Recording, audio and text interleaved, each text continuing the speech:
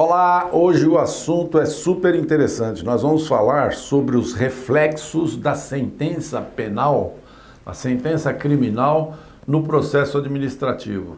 Entenda quais são esses reflexos, o que acontece quando um funcionário está respondendo a um processo penal e ao mesmo tempo a um processo administrativo disciplinar. O que acontece? Será que ele, sendo absolvido no crime, no processo penal, ele vai ter que ser absolvido no processo administrativo disciplinar? Uma coisa liga completamente a outra, você vai entender tudo sobre isso.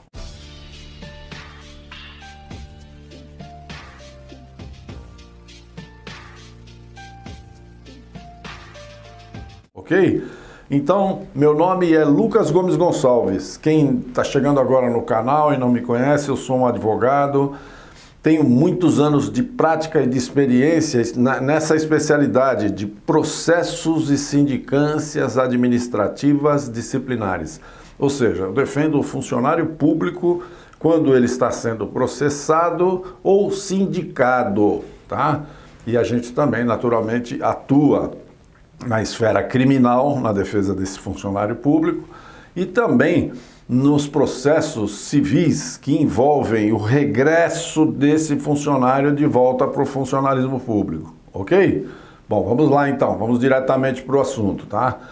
Embora as instâncias administrativa e penal sejam independentes, nada tem a ver uma com a outra, porque uma parte do Poder Executivo, que é a esfera administrativa, e a outra parte do Poder Judiciário, que é a esfera penal, elas são independentes. É necessário que haja sempre, é óbvio, né, princípio de direito, né, uma coerência entre os julgamentos proferidos contra os servidores públicos.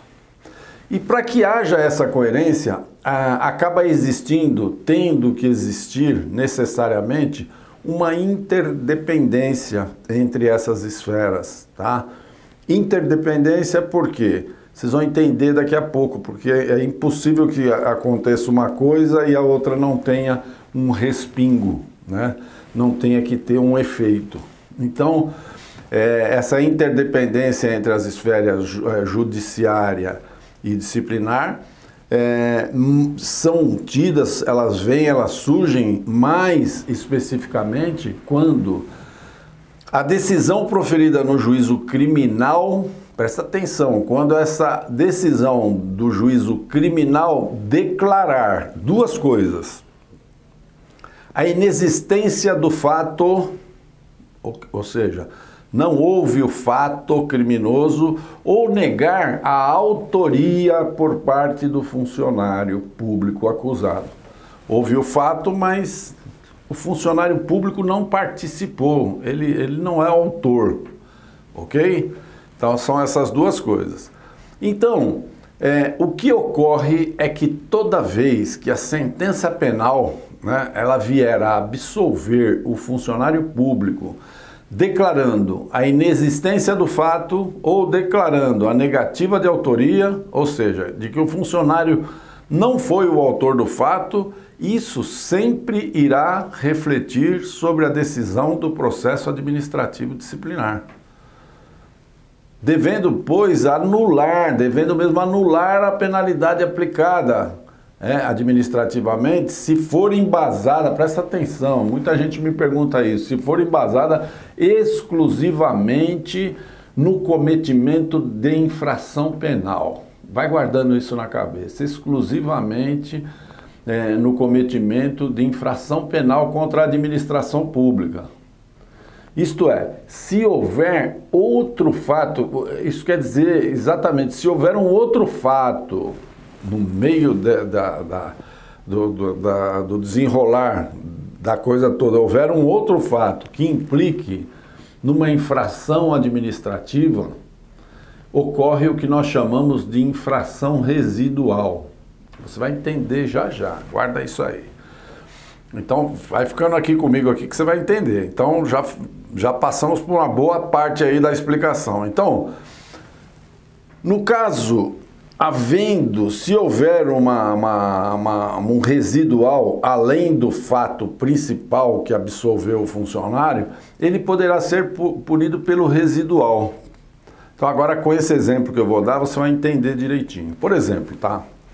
O funcionário, ele foi acusado, digamos lá, de peculato, porque no dia 1º de abril ele ingressou na repartição pública fora do horário de expediente.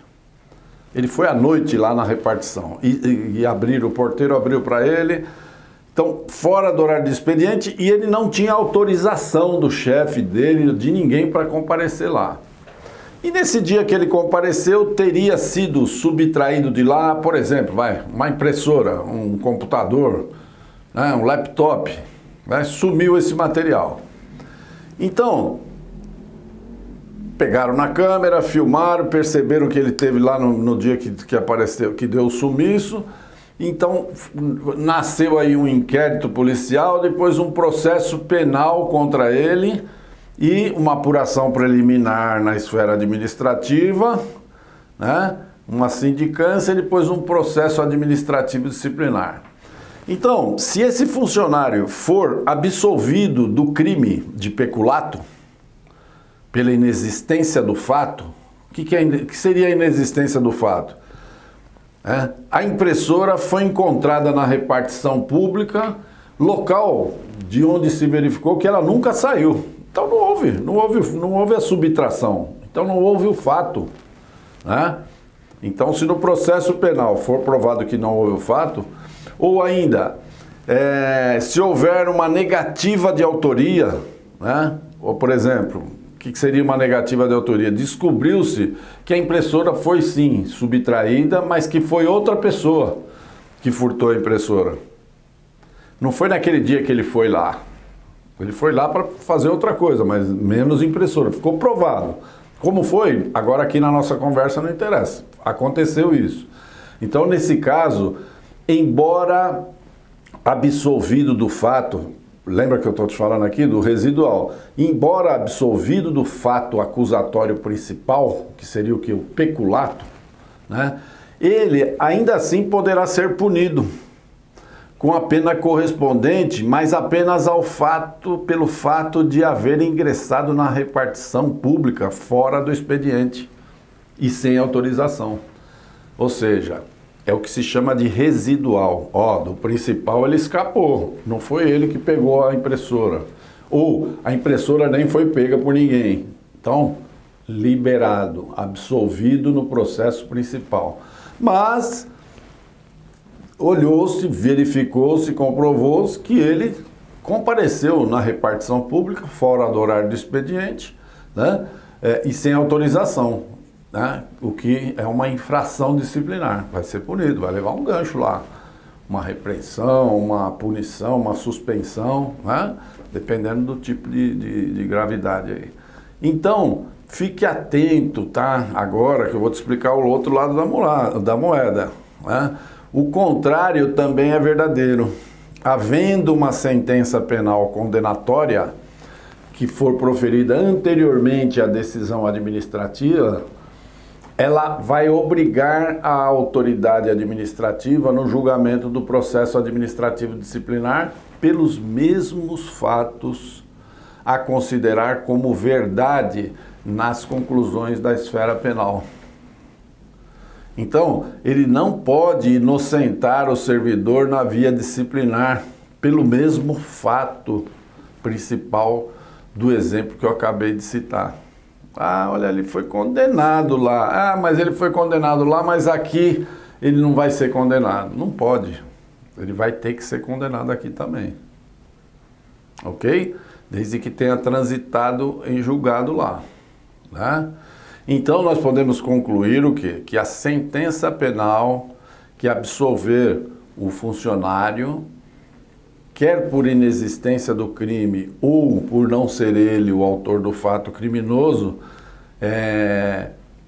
esse funcionário terá que ser reintegrado se, pelo mesmo fato, tiver sido absolvido e não havendo coincidência entre a ação examinada no juizado criminal e aquela que for objeto da ação disciplinar.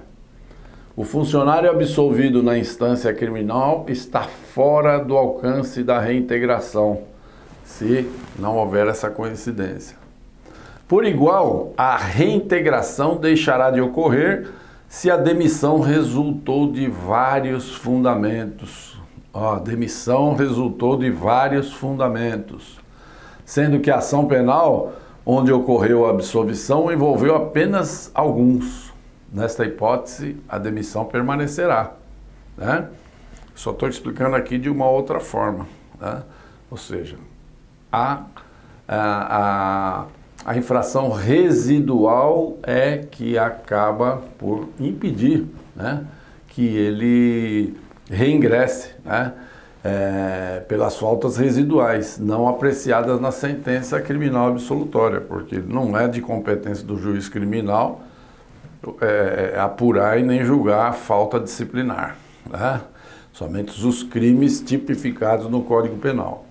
Então, quando o servidor é absolvido na esfera penal, por inexistência do fato, se faz obrigatório o seu reconhecimento na esfera administrativa, visto que não é possível admitir que uma punição disciplinar a servidor público, baseado na premissa de cometimento de crime contra a administração, possa subsistir depois de ser declarado pela Justiça que o fato não existiu, ou que não há prova da existência do fato, né? Ok? Então, nesses casos, operam-se efeitos vinculantes, é o que é chamado efeito vinculante da sentença penal absolutória, que pode até mesmo surtir efeitos de anular a penalidade imposta, podendo resultar, né, como já falamos, na reintegração ao serviço público do funcionário demitido antes da prolação da sentença penal, se for o caso. O mesmo vale para os casos onde o servidor é absolvido no julgamento penal, por não existir prova de ter ele concorrido com a infração penal, ok?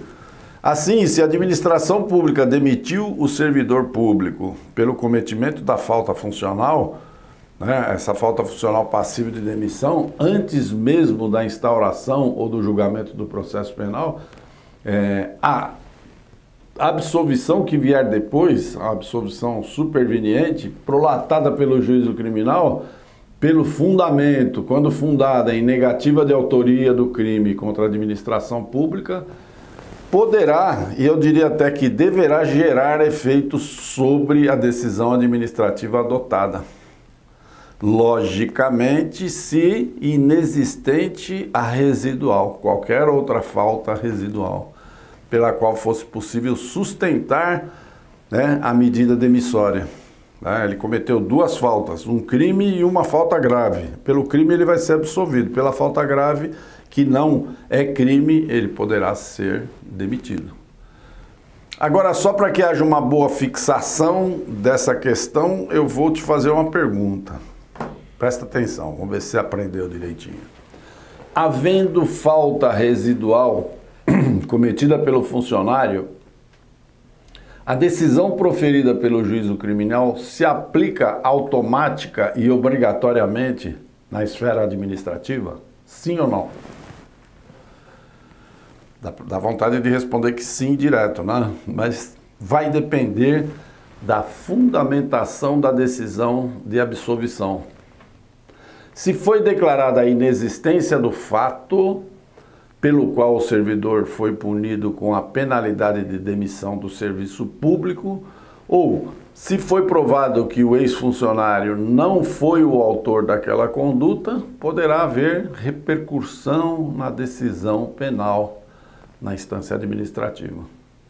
Em outras palavras, se a pena de demissão foi imposta com fundamento na prática de crime contra a administração pública ou outra falta exclusivamente funcional, que enseja a demissão, a punição será mantida a despeito da decisão da Justiça, que declare não ter havido crime, desde que esta não exclua os fundamentos estritamente disciplinares, estes conhecidos como falta residual ou resíduo administrativo. Aliás, o Supremo Tribunal Federal formulou na sua jurisprudência a súmula 18, que diz o seguinte: pela falta residual não compreendida na absolvição pelo juízo criminal, é possível a punição administrativa do servidor público, que é o que foi que nós falamos até agora. Ok? Existe ainda um outro ponto, né, que nós não estamos tratando diretamente nesse vídeo aqui, mas existem sentenças penais, né, que vinculam a perda do cargo. O juiz declara na sentença, né, declara a perda do cargo. Isso vai depender da quantidade de pena, tá? Então, seria até o alvo aí de um outro vídeo para a gente falar, mas existe isso também, ok? Super interessante esse assunto, não é mesmo? Para você que é funcionário público, que gosta de estar inteirado nos assuntos, é um assunto muito legal. Bom, são vídeos assim, né, que a gente procura preparar para você, que é para você sempre estar por dentro dos assuntos, né? E são assuntos assim que você vai ver aqui no nosso canal, acompanhando o nosso canal. E além de coisas desse tipo, nós estamos acompanhando de perto a reforma administrativa, né? Que de tudo interessa para qualquer funcionário público, né? Que mexe na carreira, mexe no bolso, mexe na conduta. Então, se inscreva aqui no canal e acione as notificações. Dá uma clicada lá no sininho para você receber gratuitamente todo esse material muito valioso, tá? Nós temos uma playlist lá que você vai ver uma lista de vídeos que é a coisa mais linda para quem quer se informar, né? Inclusive para quem está prestando o concurso aí para funcionário público, tem muito material ali, ok? Não esqueça de deixar seus comentários sobre o assunto e diga sobre que assunto você gostaria que eu falasse aqui num próximo vídeo. O assunto que você escolhe, às vezes, é um assunto que desperta na gente um interesse maior, né, de informar uma coletividade. Você pode entrar em contato comigo pelos contatos existentes na nossa página da internet, www.projudice.com.br. Lá você encontra tudo sobre o nosso trabalho e a nossa equipe de advogados. Então, por hoje é só, um grande abraço e obrigado pela sua audiência. Milhões de pessoas no mundo todo têm acompanhado os nossos vídeos. Nós já somos um time de mais de 320 mil inscritos. Pessoas inteligentes, pessoas muito bem informadas. Muito obrigado e até o nosso próximo encontro.